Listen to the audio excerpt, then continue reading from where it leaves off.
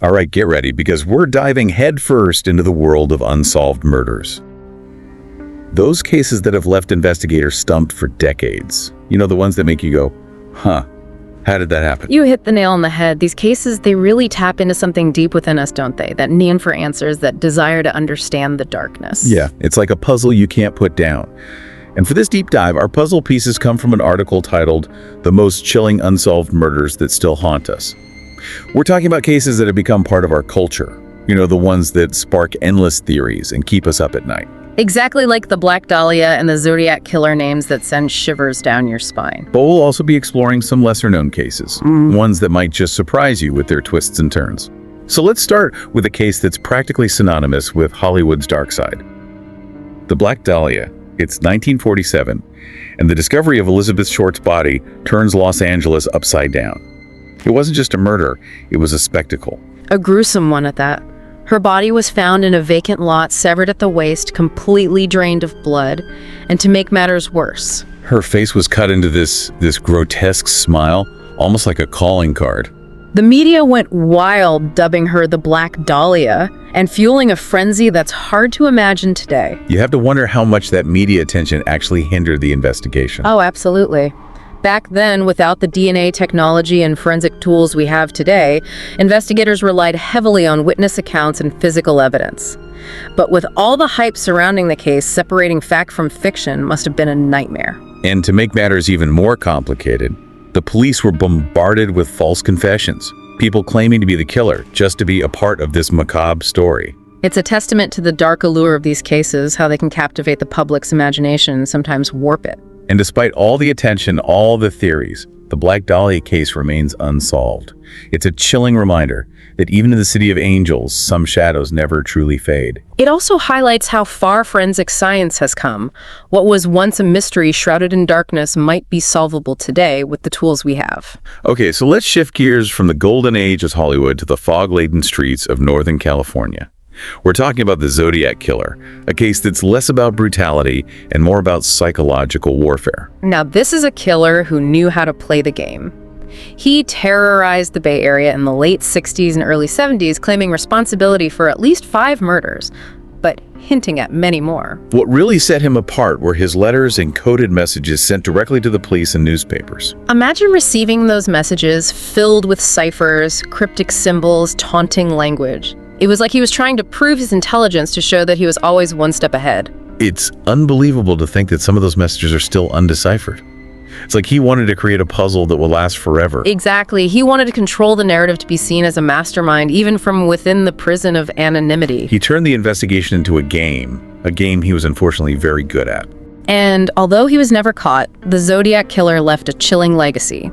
He changed the way people viewed their safety, and his case serves as a reminder that sometimes the most dangerous criminals are the ones who understand how to manipulate our fear of the unknown. From the sunshine and shadows of California, let's step back in time to 1912.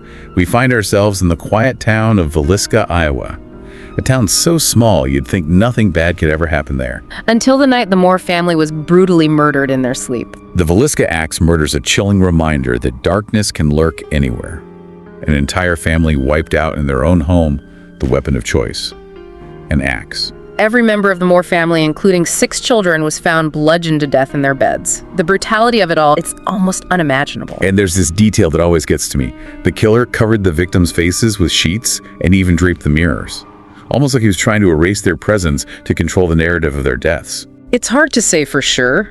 Some might interpret it as a sign of remorse, a twisted attempt to show respect. Others might see it as a purely practical act to delay the discovery of the bodies. Either way, it adds another layer of mystery to an already perplexing case. And despite a long list of suspects, including a traveling preacher and even a state senator, the Villisca axe murders remain unsolved. The town, the house, it all becomes a haunting reminder of this unsolved horror. Okay, now let's leave America behind for a moment and travel to Germany. Picture yourself on a remote farm in 1922, the setting for the Hinterkaifeck murders. This case, it's one of those that really gets under your skin, full of strange occurrences and an almost supernatural air of mystery. Before the murders, the Gruber family reported some very unsettling incidents. Footsteps in the attic, missing keys, a broken lock. Little things that, looking back, become incredibly ominous. They build this sense of dread, like something terrible is about to happen. And it did. 6 members of the family, including a young child, were brutally murdered with a mattock, a heavy farming tool. Can you imagine being the investigator on this case, arriving at this isolated farmstead, finding an entire family slain and evidence suggesting that the killer might still be there? It's the stuff of nightmares. And here's the kicker. There were footprints leading to the farm, but none leading away. It's like the killer just vanished into thin air. The Hinterkaifeck murders remain a puzzle. The isolation of the farm, the strange events leading up to the murders, the lack of a clear motive or suspect, it all adds to the enduring enigma of this case. All right, let's shift our focus back to America, to a case that captured the nation's heart and broke it all at the same time. The boy in the box. This one is particularly poignant because it involves a child, a young boy who was denied even the dignity of a name for far too long. This case, it highlights the tragedy of anonymity. This little boy reduced to a chilling photograph and the horrific circumstances of his death. In 1957, a small cardboard box was found in the woods of Philadelphia. Inside the body of a young boy, bruised, malnourished, discarded like trash. For decades, he was known only as the boy in the box. His story resonated with people across the country because it represented something we all fear, the vulnerability of innocence. Authorities did everything they could to identify him, but for years they hit dead end after dead end. Then, in 2022, a breakthrough. Thanks to advances in DNA technology and genealogy, they were finally able to identify him as Joseph Augustus Zarelli. A bittersweet victory. We finally know his name, but the circumstances surrounding his death, the why, remain shrouded in mystery. Knowing his name is a start, but it's just the first step on a long road to justice. It shows that even with all the advancements in forensic science, some cases will always challenge us. But it also reminds us that we can't give up on the pursuit of truth and justice, no matter how long it takes. From the heartbreak of the boy in the box, let's move to a case that sent chills through the heart of suburbia, the Icebox Murders of 1965. It's a reminder that even in the most ordinary of settings, horror can be lurking just beneath the surface. The Icebox Murders took place in a quiet Houston suburb. You can picture it, can't you? Manicured lawns, friendly neighbors, kids playing in the streets. And then behind the closed doors of one seemingly normal home, a scene straight out of a nightmare. The dismembered bodies of Fred and Edwina Rogers were found meticulously arranged inside their own refrigerator. And the prime suspect, their own son, Charles Rogers, a recluse, a genius, and someone with suspected ties to the CIA. It's like something ripped from the pages of a spy thriller. So we have a brilliant mind, a potential connection to the world of espionage, and a brutal double murder, and then Charles Rogers disappears. It's like adding another layer to an already complex and unsettling puzzle. Did he escape? Was he silenced by forces beyond the reach of the law? We may never know for sure. The Icebox Murders, they leave us with this chilling reminder that sometimes the truth is hidden in plain sight, and that the people closest to us can be capable of unimaginable acts. Okay, let's trade the suburbs for the icy wilderness of the Ural Mountains, the setting for the Dyatlov Pass incident. This case, it blurs the lines between real-world tragedy and something almost supernatural. Picture this: 9 experienced hikers venture into the Ural Mountains and are never seen alive again. Their tent is found slashed open from the inside as if they were fleeing from something terrifying. And the injuries they sustained were truly baffling: fractured skulls, missing tongues, and even traces of radiation on their clothing. It's like something out of a science fiction horror film. Theories range from secret military experiments to encounters with unknown creatures. But to this day, nothing fully explains what happened on that mountain.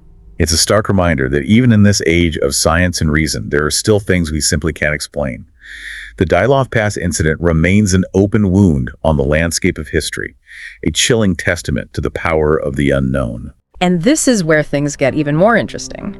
The internet completely changed the way we interact with these mysteries. It's a whole new world of speculation and investigation. Yeah, it makes you wonder if some of these cases would have been cracked quicker if they happened today. I mean, think about it. We've got cameras everywhere, instant communication. Everyone's leaving a digital trail. It's true. Technology has given investigators a whole new arsenal. DNA analysis, facial recognition tools that were pure science fiction back then are now everyday tools. But even with all that, some cases, they just resist being solved. Right, because it's not always about the evidence. Sometimes it's about human behavior and motive, and yeah, sometimes just plain luck. Exactly. And speaking of baffling motives, there's this case, the Texarkana Moonlight Murders. It really left investigators scratching their heads. Texarkana Moonlight Murders. Oh. Okay, you've got my attention. Tell me more. Picture this. It's 1946. You're in Texarkana, a town straddling the Texas-Arkansas border. Suddenly, a string of attacks on couples parked in those secluded spots. You know, those lovers' lanes. So we're talking about a killer who specifically targeted couples. That's pretty creepy. Yeah, it gets creepier. The assailant, he became known as the Phantom Killer. He would approach these parked cars wearing a white mask, carrying a pistol, and he'd blind his victims with a flashlight before attacking. Whoa. Okay, that's like straight out of a horror movie. So did they ever catch him? Nope. Despite a huge investigation and numerous suspects, the Phantom was never caught. He terrorized the town for 10 weeks. 5 people were killed, 3 seriously injured, and then as quickly as it began, the attacks just stopped. But he just vanished. Like, poof, gone without a trace. That's part of what makes this case so fascinating. We're left with so many questions. Who was the Phantom? What made him do it? And why did he just suddenly stop? It's like he just melted back into the shadows. It's unsettling. It is unsettling. It reminds us that sometimes the most terrifying monsters are the ones who remain hidden. Okay, well, let's shift gears a bit. From murders to a disappearance that's captivated the world for generations. The disappearance of Amelia Earhart. Amelia Earhart, a true pioneer, a legend. She was attempting to fly around the world in 1937 when her plane just vanished over the Pacific Ocean. And despite a massive search effort, no trace of Earhart, her navigator Fred Noonan, or their plane was ever found. It's like they simply disappeared into thin air, leaving behind a void filled with theories and speculation. So many theories: running out of fuel, crashing into the ocean, landing on a remote island. Japanese capture a secret new life. What do you think is the most likely explanation? You know, honestly, we may never know for sure. And I think that's part of what makes this case so enduring. It speaks to the mystery that still exists in our world. It's that unresolved ending that keeps us coming back to these stories. And speaking of enduring mysteries, we can't talk about unsolved cases without mentioning Jack the Ripper. Jack the Ripper. The name itself evokes images of Victorian London, fog-choked streets, a shadowy figure stalking the night. His crimes took place over a century ago, but they still grip our imaginations. For those who haven't heard the story, Jack the Ripper terrorized the East End of London in 1888. He brutally murdered at least 5 women. His crimes marked by a level of violence and mutilation that shocked even the most hardened police officers. And what made him even more terrifying was his ability to evade capture. Despite a massive manhunt and countless suspects, Jack the Ripper was never identified. It's like he was a ghost, Yeah. a phantom moving unseen through the city. He didn't just commit these horrific acts, he taunted the police. He sent them letters boasting of his crimes, even providing gruesome details that only the killer could have known. It's as if he wanted to be part of the investigation, to play a role in the very game that was trying to catch him. That's a key element of the Ripper's psychological profile.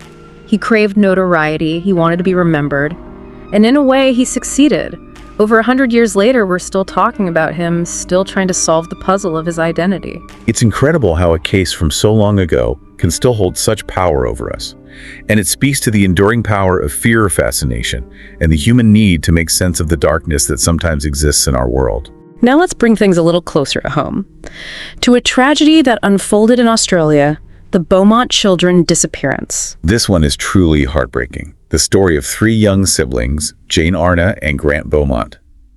They vanished from an Adelina beach in 1966. Imagine the terror their parents must have felt. To have your children disappear without a trace, it's every parent's worst nightmare. They were just playing, enjoying a summer day, and then they were gone. And despite extensive searches and numerous leads, the Beaumont children were never found. It's a mystery that continues to haunt Australia. What happened to them? Were they abducted? Did they drown? Did someone take them? These questions still linger for their family and the investigators who worked tirelessly on the case. The Beaumont case had a profound impact on Australia. It changed the way people viewed child safety. It cast a shadow of fear over a country that had always prided itself on its relaxed way of life. Reminder that even in places we consider safe, danger can lurk, and that sometimes the most painful mysteries are those that involve the loss of innocence. It's important to remember the emotional toll these cases take on the families involved.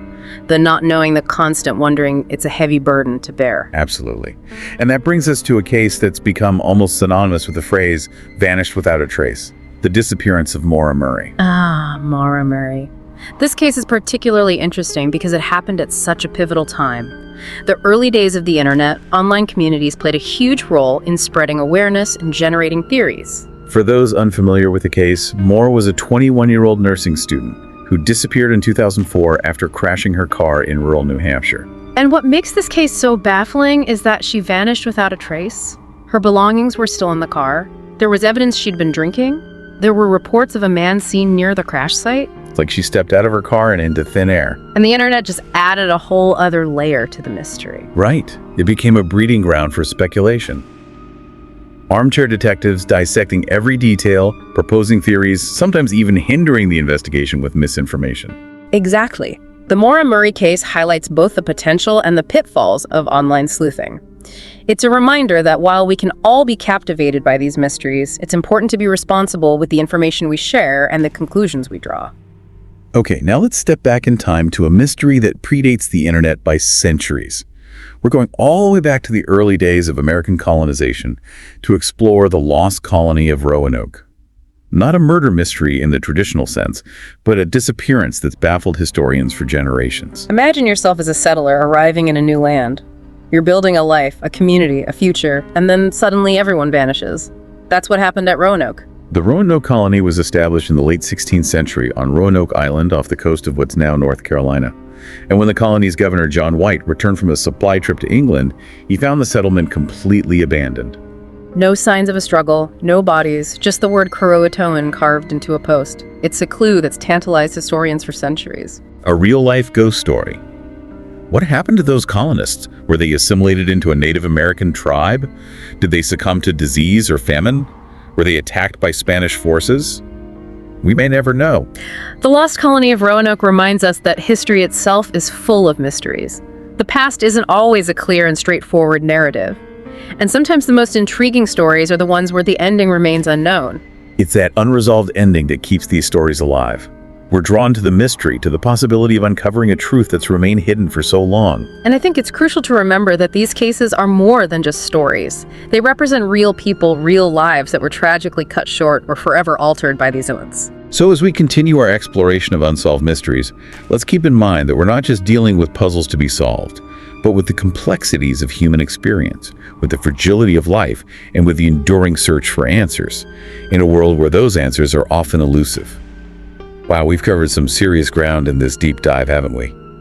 From the glitz of Hollywood to the icy wilderness of Russia, it's amazing how these unsolved cases can capture our imaginations. It's true. Each case, no matter how different they seem, they all tap into something deep within us. Our fascination with the unknown, our need to make sense of the senseless. Yeah, it makes you realize that these cases aren't just about the victims or the perpetrators, they're about us too, the ones left behind grappling with the why and the how. Exactly. They become part of our collective consciousness, shaping our fears, influencing our culture, inspiring countless books, movies, TV shows, even podcasts like ours. So what have we learned from this journey into the world of unsolved mysteries? What are the big takeaways? Well, I think one of the most important things is recognizing the limits of our knowledge. We live in an age of incredible technological advancements, but some mysteries, they just defy explanation. They remind us that we don't have all the answers, and that's okay. It's humbling, right?